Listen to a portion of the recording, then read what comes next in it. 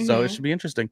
Um, Halloween. Do you want to share some of Ooh. Kelly's ghost stories? Wow, whose voice was that? I am all about the ghost stories. I love them.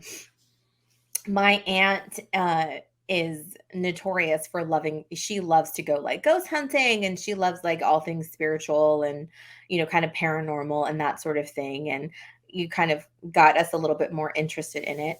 But I grew up in this little small town before moving to Austin, and it's in this little town in West Texas, and it's called Abilene, Texas. And it's not that big, but my grandpa owned this little house that used to that it's still there, but it's one of the creepiest houses I've ever set foot in. Now, in Abilene, Texas, these older houses that were built in the late 1800s, early 1900s, obviously they didn't have central heat and air. So as the years progressed and they were kind of, they were transferred ownership and all that, not many people upgraded them to central heat and air. So they had all these window units. So in the Texas summers are horrible. They're hot, humid, it's gross. In this house, there's window units in all the rooms, but there was this one particular room, and my grandpa had remodeled the whole house. So what now was a bedroom used to be the kitchen, and what was the kitchen used to, like, he just kind of switched it all around. Mhm. But in this one back bedroom, it was always freezing. The the air conditioner would be off, and we like would keep that door closed because that room was creepy AF. But if you went in there, it was ice cold all the time. It could be 110 degrees outside, but that room was freezing and there was no central heat and air. So make it So, make sense. Make it make how sense. do you How? make it make sense? Like, if you are a non believer, you don't believe in spirits and ghosts and all that, make that make sense to me. How is that room freezing? I'm telling you, you need a jacket to go in there. It's so cold. And No, you know like what's the funny? air conditioner's Because off. because we're journalists, we were Mhm. live on the scene to get some actual footage of Kelly's reaction when she walked into the Abilene home into the freezing bedroom. Yep, that was me because it's like OMG. And then when it happened a second time, she said, "Oh No, but seriously though, so many creepy things happen in this house. So that room's always cold. So we never would let the door shut all the way. So there was this ceramic rabbit that my aunt had or somebody had that that was really heavy, so it would prop the door open. And that was my cousin's room, but they never slept in it because why would you? That room, there was something not okay with that room. So they would sleep in the living room instead of in their room. And the only way they would go into that room was if the door was open. One day, all of us cousins were having a sleepover. We were spending the night in the house, and we were all camping out in the living room because, again, who's going to go in that creepy room? No, thank you. Well, in the middle of the night, we're like all laying around, and me and two of my cousins are still wide awake, so we're just kind of talking. My younger cousins are asleep. All of a sudden, my youngest girl cousin, she just like sits straight up in bed, slowly turns her head towards us and just starts talking in her sleep. But it was the creepiest thing I've ever seen. So we just all like freeze and we're looking at her. And then we like feel her face like she's asleep because we had all the lights off. We lay her back down. Probably maybe a minute and a half later, her brother does the exact same thing. Straight up in bed, slowly turns his head towards us and just starts talking. So we're like, what? Again, then I make my cousin like, I'm not touching this kid. So my oldest cousin, like, she goes over to him, touches his face. He's asleep. She lays him back down. Now, mind you, these kids have no history of sleep talking, no history of ever doing it. They've never done it before, have never done it since. So we're sitting there, we're on edge, and we're like, okay, so we're all getting scared, the three of us that are awake. All of a sudden, we see this car like pull into the driveway. And So we're like, and this is is this like, like a desolate area? Like no, it's it's it's it's a residential street in the middle of town. but what time of the night is it? So this is probably about midnight, 1 o'clock in the morning. So it's a peculiar drive up. Yeah. And they have a fence all the way around the house. Mm. So you have to open the gate in order to drive in up to the doorway. And my aunt has like 100 dogs. Yeah. So we see this car drive up to the door because the headlights are in the window. We can see it. The dogs are like going nuts. And we're like, who's here? So I look out the window and I see this like, like Monte Carlo style car that's like a tan colored car. I'm like looking at it, but I can't see anybody in the car because like the lights are in my face. So it would drive in, sit for a second, back out, drive around the block, and do it again. And it did it like a few times. And so I went and I woke up my aunt and I'm like, there's this car driving in. And she sits up with us and it doesn't happen anymore. She doesn't see it. She's like, y'all, I'm tired, whatever, go to bed. So we go to bed she goes to bed. So we're sitting up there again. Then the car does it again. So I have my cousin like open the door. There's a screen door that, like I said, the dogs are going nuts. So they open the door. I'm looking out the window and I'm like, who's in the car? And they're like, we don't see the car. And I was like, but I see the car. And they're like, I don't see the car. Like they can't see the car when the door is open, but I could see the car in through the window. Yeah, they could see it when they were in the window too, though, right? Yeah, when we're looking at the window, we could see the car. So we're like, my third cousin, he's going back and forth, and he's like, we're like freaking out, waking up my aunt and uncle again. They're getting mad because they don't see what we see. We don't know what's happening. So needless to say, we never slept in that house. Yeah. But fast forward to a few months later, I'm sitting with my grandpa asking him about this house, and we start researching the house. We become obsessed with the history of this house, because so many people had different experiences in this house. I'm talking to my grandpa about it. He starts telling me a story about this car that was driving in and out of the driveway, and I almost like passed out. So he had seen the exact same thing years before while he was remodeling that house. But we could never figure out who it was or what it was. I can't hear you. He was familiar. Okay, see? Look at see? I feel wow. No. That's so weird. Yes, here I was going to ask you a question, and yes, the old microphone went away. So you feel like you saw this thing, and when you got closer, it was basically not present for your cousin. Makes no sense. You tell your grandpa, and he tells you what you're about to tell him. Yeah, I didn't even tell him the story. He told it to me first. Oh boy. And then I told him the same. I said, wait. And I described what we saw, the style of the car, the color of the car, all that. And he's like, yes. And then I like got super scared and was like, oh my gosh, like call my aunt. We're like, see, we told you. And she's like, whatever. Well, you see, I don't think people believe or don't believe these stories. It's just more they don't want to be around the stories, because I don't see myself wanting to watch a paranormal, if I'm looking through the TV for a movie or a TV show, I don't get excited about this, but you do. Oh, I love it. I've watched like Discovery Plus and all the My Haunted House, celebrity ghost stories, when ghosts attack, all that stuff. Like it is so fascinating to me, especially just like the little things that we've experienced just in our family alone, and things that people have said and stuff. It's just, I don't know, I just find it interesting. It is interesting, and I'm not, for the record, I'm not dismissing it.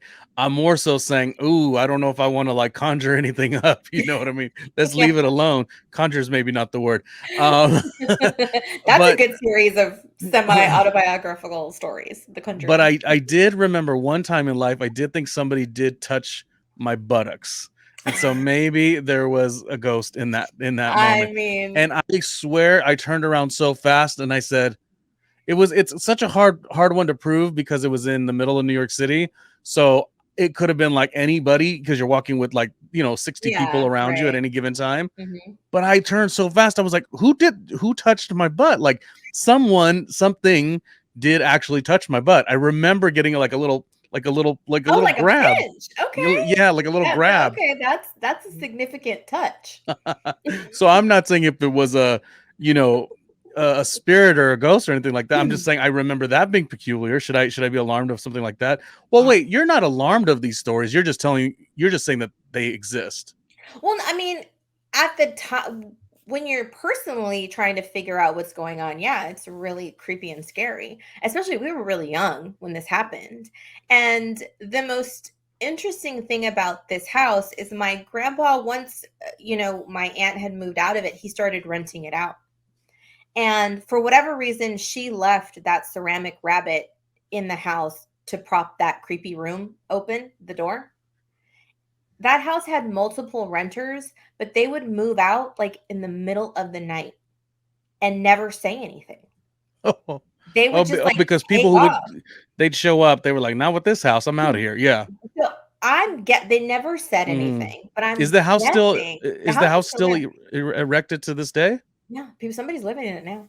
Oh, But oh, but wow. everybody that moved in and out of it always left that ceramic rabbit. It's Yeah. probably still there. Okay. Wow. Wow. Wow. Nobody Wow. ever said anything, never admitted anything to my grandpa, but they would just like take off and like never come back. Mm. So I'm like, I think something has happened. My grandpa found some weird stuff buried under the house when he was remodeling it. Some like brujeria stuff, like bones wrapped in old newspaper with feathers and like people like stuff you would think that people that are into kind of black magic and stuff like that would probably leave. And he had a lot of crazy experiences, and I used to love to listen to his stories because they were so nuts. It was just weird and very unexplainable, but he would never get Wow. scared. He was just like, whatever. Is this what they do in Texas? My gosh. I mean, I would love to hear like anybody's stories if you have some, crazy, creepy stories or things you can't explain. Like I'm all Notice about she said she would like to hear that. it. He never said that. He said, "You keep these stories, keep them under wraps." No, Oh, and I've got let's. tons of them. So if you want Did to hear you more. did you ever think that it was like not some type of a ghost, but did you ever think it was like maybe like the killer or something like that? Did you ever think it was actually like, you know what I mean? Because how do you define that it's like this odd, unique thing that's happening versus like, oh, somebody could have been breaking in or whatever? Well, because there was nothing tangible. So with the room getting cold, how can somebody come in and do that without there's no central heat and air, there's nothing blowing in there, there's no wind. There's the room just if you close the door and stand in it, it will turn like into an ice box. Like how I mean, maybe somebody could do I don't know, maybe somebody could put something in the walls or underneath on the floor. I don't know. Maybe there's some scientific way to explain that. But just that thing, that part of it alone, I don't know. And my cousin and I went to the library in Abilene and went through some of the old archives to see who owned the house before my grandpa and when it was built and just to see if it was built over an Indian burial ground or anything like that. And actually there was an Indian burial ground across the street but not associated with the house. So it could kind of be and nothing's ever been built on that land. It's still there's no houses or anything on where that burial ground is. It's just empty land. So I don't know if that has anything to do with it. But an interesting thing when we were looking through the iCar archives, there were 3 big pages of information that were ripped out of the book, and it was before they were digitized. So before my grandpa got it, a couple years before, whatever the history of that house is, it's gone. It was just torn out of the book. So I don't I don't have any follow-up questions, Kelly. know. I'm like, this is your segment. Go for it. You have I fun. mean, it's just interesting stuff. Yeah, this is something else. Yeah, I don't know what to say. I don't know what to contribute. You'd have to ask me questions. I don't know. All I I could mean, tell you've you. never experienced anything odd, like anything like that, things Well, that I you said the can't person explain, like touched my well, butt. That aside was from it. that, but I mean, that could, when you're in a crowd or something, that No, can no, but I kind of swear that there wasn't a person because I turned so quickly. oh, right. Like I was like, who that? I mean, I in my mind, but you're right. It could have been somebody. I It could have been a muscle spasm. I don't know. mean, it could have been, I don't know. No, I don't have any. I don't have any of those. And if I did, I wouldn't be Mhm, talking about it. No, no, no. I'm gonna let that live. I'm gonna or live or I'm gonna let mhm, that simmer down. mhm. No, this is more your thing. This has been Kelly's ghost stories. Um, Ooh. No, do you have more? You could say I something mean, else. I have tons of them. So, I mean, if this is anything of interest and anybody wants to hear more, maybe I can do some little shorts just about different stories. And like I said, I would love to hear your stories. So, if you're watching and comment, I tell me think some of your stories. I think I would like to go to, where do they say, like, New Orleans is spooky or whatever, Oh yes. or I would like to do something like that, Hmm. versus, like, I'm trying to, like, recall, like, how many times did something not add up, you know? Well, my house in LA was haunted. I can tell you Are that you story real sure it's fast. not just they're following you? They could be following me. They really could be following me. I've had a few people say that claim to be like clairvoyants and stuff. Yeah. But this house I lived in LA, it was in the Hollywood Hills area. And the property itself was converted into 3 apartments, but it used to be like a front house and then like a back house, which I think was kind of like the maid's quarters or whatever. And that's where we lived. So it was a 2-bedroom house. And this house was amazing. I loved it. But when you walked in the front door, you were still outside. So it had a covered porch and front patio that was enclosed with the front door. So you would have to go through the front door, go up the stairs. Um, Why I does the ghost keep muting me? Kelly, when's the last time we had a mute issue? don't know. The ghost keeps muting me. I can't stand it. This is becoming too real. And you got ghost stories over there. My microphone's muted. I got the skeleton behind me. Ah! It's No, I was getting gonna tell you. I've been to that house. I know Yes, which we house you're had talking this. about. Yeah, With we the had porch in front. It had mhm, the long, like outdoors area, and the then you walk. wraparound porch. Yeah, it Yeah, was about a 2-bedroom. Yes, exactly. Okay, so I'd been in there before, you've but you been in said there. it was haunted. Oh It no. definitely was. So Oh it's like no. the house was built into the hill, like up against it, and they tiled around this back area. So we had the biggest hangout area was the front porch because the back porch was really small because it was literally into this hill. But there's a lot of people that have been said to commit suicide up in the hills. A lot of lost souls up there. If you read the history of Los Angeles, a lot of people have said that. So it was up toward where the Hollywood sign is, but we couldn't see it from our place. It was in this area called oh now I can't remember. But it I'll have to come back and say what this little neighborhood is.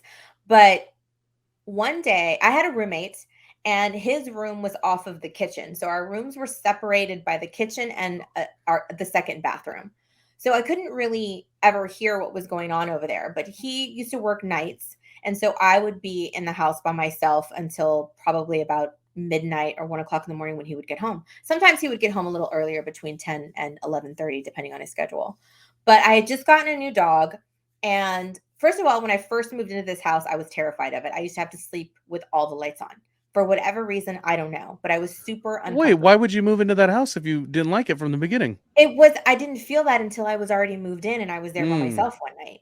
So So, you felt like it was a little spooky mhm. and something going on even before the story you're about to tell me. Yeah, and it was before I owned a dog. So I was Hmm. completely by myself. But I used to seriously sleep with all of the lights on. And for some reason, I guess because I'm a little claustrophobic, like I can't close the door, so I have to have the doors open. I need to be able to see around the corner. I don't like to feel Mm. closed in. So I don't want to be with my door closed and like just in this little like We're cubicle by myself. oppositesies. We're No, oppositesies I on that. have to have the doors open. I am a traditional all doors need to be shut. No, no, I I can't. I cannot. need to And see. I I need lived to in a see. studio apartment once, which was the Yeah. hardest because it's like you're like in the living room and then go like this and now Oh, you lay down. yeah. It was so hard to not have a place to go, like a transport your body to a place and Mhm. go to sleep. So I'm every time I get a chance, you will never see me go to sleep with the door open. I want the door Yeah. closed.